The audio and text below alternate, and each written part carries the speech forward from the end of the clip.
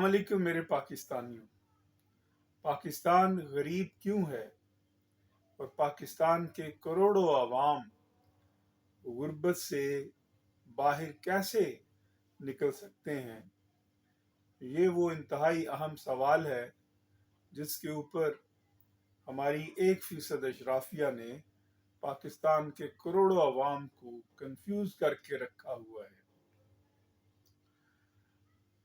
بڑے بڑے ماہرین معیشت بڑے بڑے انالیسز پیش کریں گے، بتائیں گے کہ معاشی بہتری کے لیے امپورٹ کم ہونی چاہیے، ایکسپورٹ بڑھنی چاہیے، کرپشن ہے ہمارے ہاں، وہ بھی ایک وجہ ہے، ہمارے ہاں ایگریکلچر ڈیولپ نہیں ہوئی، وہ بھی ایک وجہ ہے، انرجی کے ہم جو وسائل ہیں ان کو استعمال نہیں کرتے۔ کسی ایجوکیشنسٹ سے پوچھیں گے تو وہ کہے گا کہ ایجوکیشن کی کمی ہے، ہیومن ڈیولپمنٹ کی کمی ہے، بہت سارے اخراجات ڈیفنس میں چلے جاتے ہیں۔ کسی ڈیفنس اینالسٹ سے اب بات کریں گے تو اسی طرح کسی مولوی سے پوچھیں گے وہ کہیں گے کہ ہمارے ہاں بس آپ اللہ اللہ کریں اور غربت دور ہو جائے گی۔ وہ یہ نہیں بتائے گا کہ قرآن خود کہتا ہے ان اللہ یغیر ما بقوم حتی یغیروا ما بانفسہم، کہ اللہ پاک تو حالت نہیں بدلتا جب تک انسان خود اپنی حالت بدلنے کی تگ و دو نہیں کرتا، کوشش نہیں کرتا۔ خدا اس قوم کی حالت نہیں بدلتا جب تک وہ قوم خود اپنی حالت بدلنے کے لیے جد و جہد نہیں کرتی۔ الغرض ایک لمبی فہرست ہے جو ہر طرف سے ملے گی۔ جس مکتبہ فکر سے آپ یہ سوال رکھیں گے اسی طرح کے آپ کو جوابات ملیں گے اور ایک ان اینڈنگ لسٹ ہوگی۔ تاہم یہ باتیں بھی اپنی جگہ، میں ایک بنیادی بات کرنا چاہتا ہوں، روٹ کاز، جو کہ ایک ہسٹوریکل انالیسس سے سامنے آتی ہے۔ یہ بات آپ کو کتابوں میں نہیں ملے گی، یہ بات شاید آپ حقیقی معنوں میں ہمارے ہاں جو نصاب پڑھایا جاتا ہے، جو گرومنگ کی جاتی ہے، وہاں بھی یہ بیانیہ آپ کو نہیں ملے گا۔ وہ بیانیہ کیا ہے؟ کیا کوئی ایک بنیادی ایسی وجہ جس بنیاد کے اوپر ہم غریب ہیں اور غربت سے باہر آ جائیں؟ اگر اس سوال کو ایک اور سوال کے ساتھ دیکھیں، اور وہ سوال یہ ہے کہ جو امیر ملک ہے وہ امیر کیوں ہے اور غریب ملک جو ہے وہ غریب کیوں ہے؟ مثال کے طور پر برطانیہ، امریکہ، جاپان، فرانس، یہ امیر ملک ہیں، ترقی یافتہ ملک ہیں، اور پاکستان غریب کیوں ہے؟ تو آپ کو جو بنیادی فرق نظر آئے گا وہ یہ نظر آئے گا کہ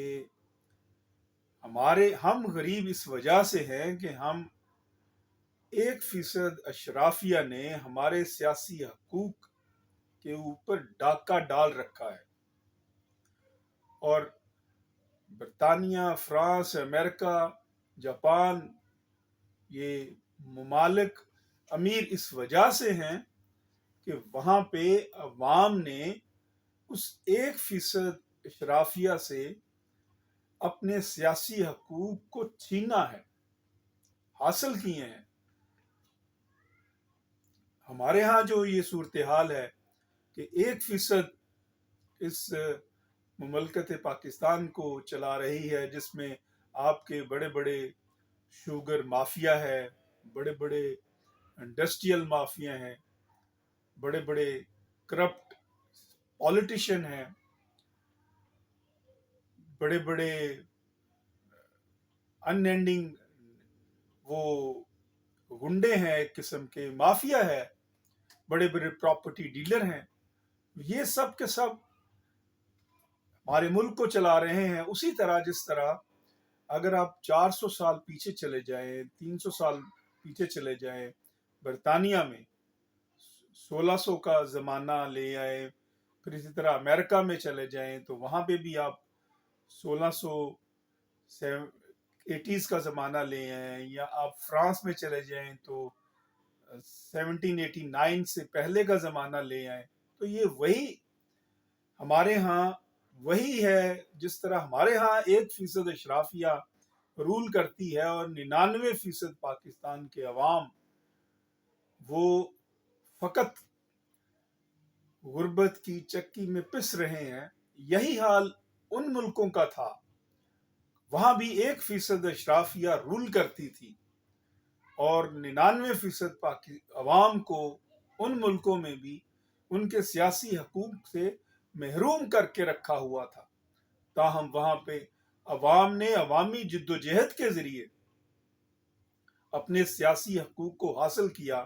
اس 1% اشرافیہ سے سیاسی حقوق چھینے اور وہ حقوق سیاسی حقوق عوام میں تقسیم کیے.